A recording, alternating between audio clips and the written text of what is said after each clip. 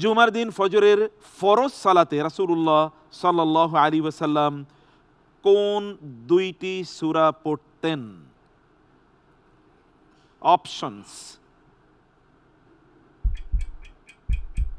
ক সূরা ইয়াসিন ও সূরা রহমান, খ সূরাতুস সাজদা, সূরাতুদ দাহর, গ সূরাতুল বাকারা, সূরাতু আলে ইমরান, গ সূরাতুল ফালাক, সূরাতুন নাস।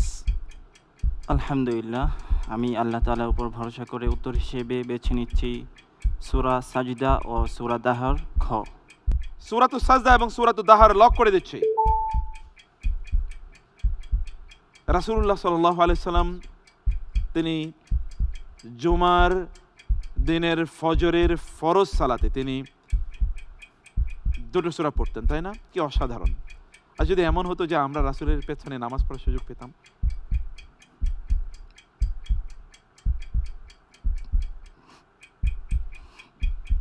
মুহূর্তটি হতে পারে আমাদের জীবনের সেরা মুহূর্ত হতো। আল্লাহ তাআলা রাসূলের সাথে আমাদেরকে জান্নাতে একত্রিত করে দিন, আমিন। আল্লাহুম্মা আমিন। আপনার উত্তরটি সঠিক ছিল। আলহামদুলিল্লাহ। আলহামদুলিল্লাহ, আলহামদুলিল্লাহ।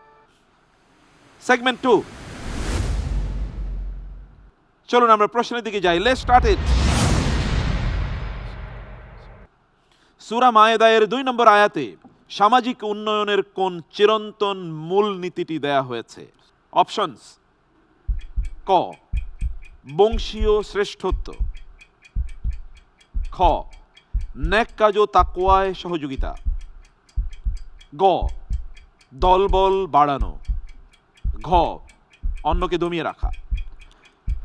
আল্লাহ তাআলা সূরা মাইদার 2 নম্বর আয়াতে বলেন, ওয়া তাআওয়ানু আলাল বিররি ওয়াত তাকওয়া। সুতরাং সেই আয়াতের নির্দেশনা অনুযায়ী আমরা অপশন খ নেক কাজ ও তাকওয়ায় সহযোগিতা লক করতে পারি।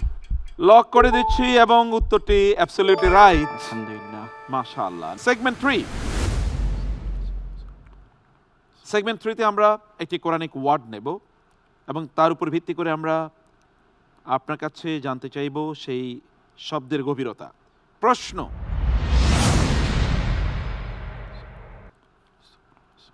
সূরা ইব্রাহিমে শয়তান জাহান্নামে যে খুতবা দেবে সেখানে সে বলবে, আমার তোমাদের উপর কোনো সুলতান ছিল না। সুলতান, এখানে সুলতান মানে কি? অপশনস: ক রাজত্ব, খ জবরদস্তিমূলক ক্ষমতা, গ ধন সম্পদ, ঘ আত্মীয়তা। সুলতান শব্দটি কি থেকে এসছে? সুলতা, ক্ষমতা থেকে এসেছে।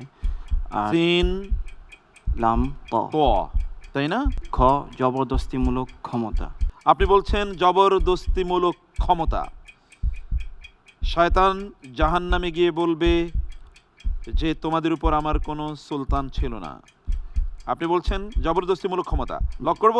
ইনশাআল্লাহ। লক করে দিচ্ছি। You are absolutely right. আলহামদুলিল্লাহ। আলহামদুলিল্লাহ, আলহামদুলিল্লাহ, আলহামদুলিল্লাহ। Next segment. এই সেগমেন্টে আমরা কোরআনিক স্টোরি জানবো ইনশাআল্লাহ।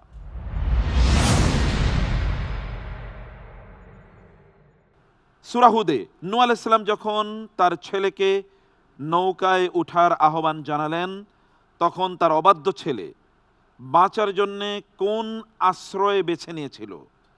বাবা বলেছেন জাহাজে উঠো বাঁচার জন্যে, কিন্তু ছেলে বলেছিলেন ভিন্ন কথা।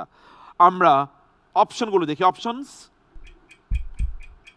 ক অন্য জাহাজ, বাবার জাহাজে উঠবে না, খ বিশাল গুহা, গ সুউচ্চ পাহাড়, ঘ সাঁতার কাটা। আমরা সূরা হুদ এ দেখতে পাই যখন নূহ আলাইহিস সালাম তার ছেলেকে নৌকা ওঠার জন্য আহ্বান জানালেন, তখন ছেলে বলল, ক্বালা সাআওয়ি ইলা জাবালি ইয়াসিমুনি মিনাল মা। সেই হিসেবে উত্তর হিসেবে বেছে নিচ্ছি গ সুউচ্চ পাহাড়।